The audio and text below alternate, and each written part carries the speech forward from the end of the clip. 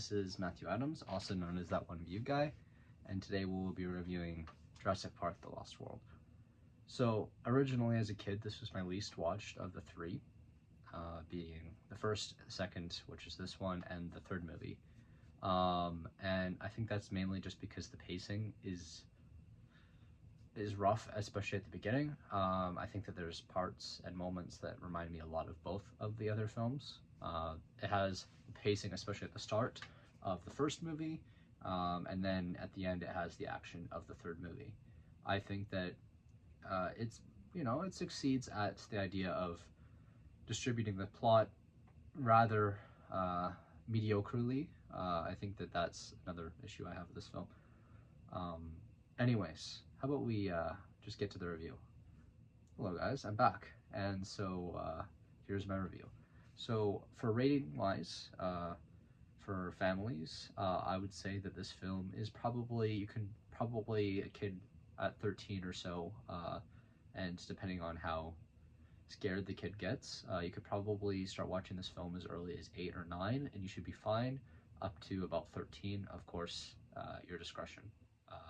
I watched this film when I was about 5 or 6, with little issues, and I watched the third movie, which is a lot more violent in my experience, at a younger age as well.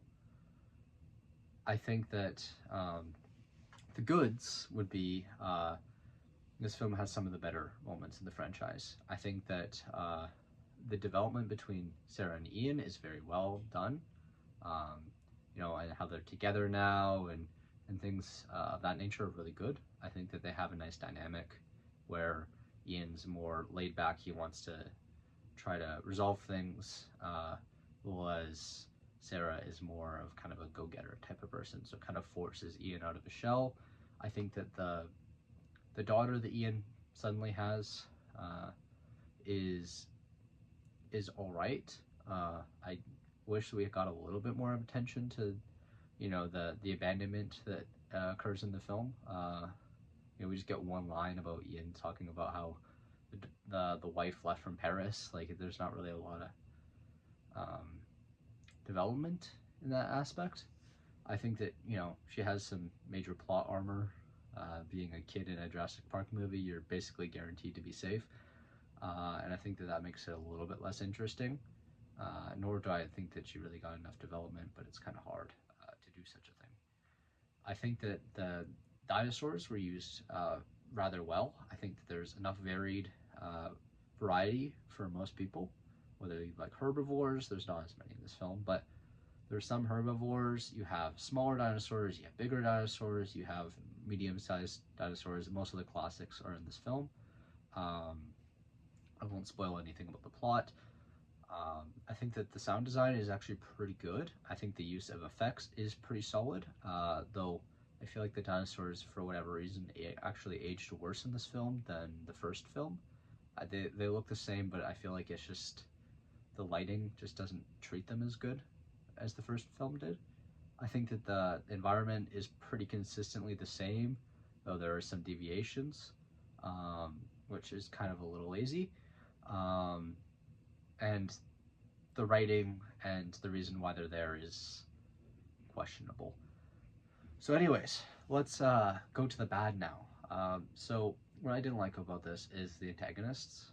They're not really necessarily villains, I would say, because they just have different goals than the main cast.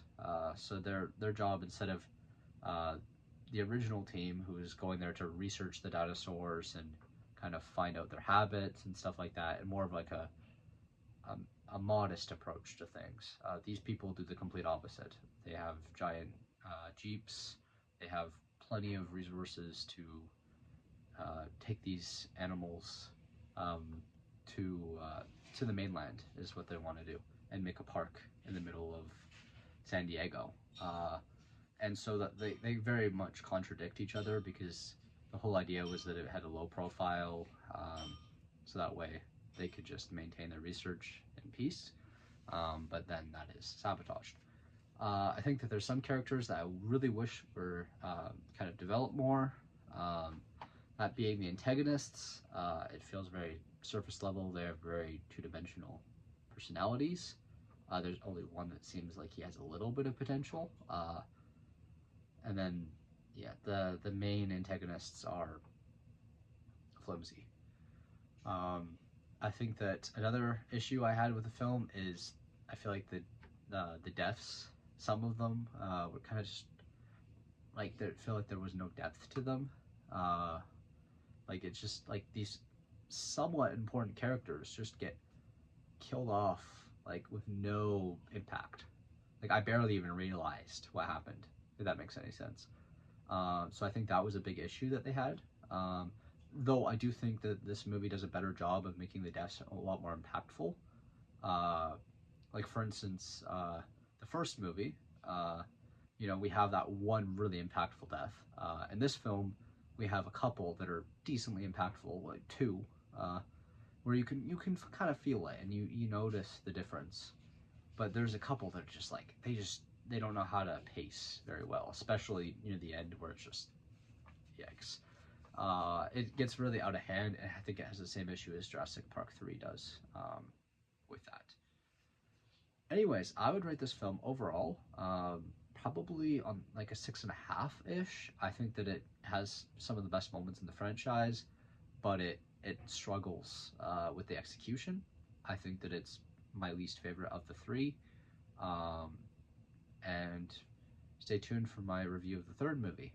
And don't forget to like and subscribe if you liked this video or you found it helpful.